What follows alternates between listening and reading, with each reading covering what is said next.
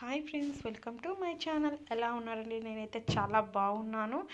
ఈరోజు రెసిపీ ఏంటిదంటే పులగం అండి. పులగం ఎంతో ఈజీగా చాలా టేస్టీ ఉంటుంది, తింటుంటే తినాలనిపిస్తుంది.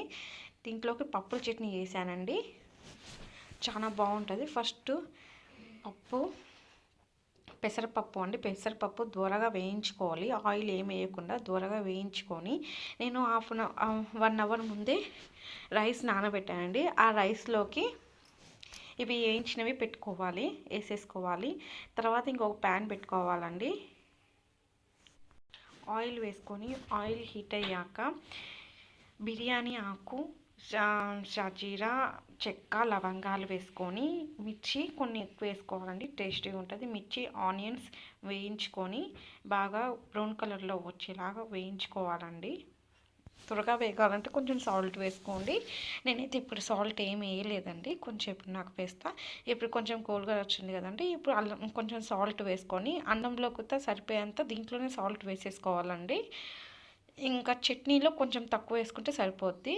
ఇప్పుడు అల్లం పేస్ట్ అండ్ ధనియాల పొడి వేసుకొని బాగా బ్రౌన్ కలర్లో వచ్చేలాగా అల్లం స్మెల్ పచ్చివాసన పోయేలాగా వేయించుకోవాలండి. వేయించుకున్న తర్వాత కొంచెం బాగా బ్రౌన్ కలర్ వచ్చింది చూడండి, ఆయిల్ అనేది పైకి తేలుతుంది.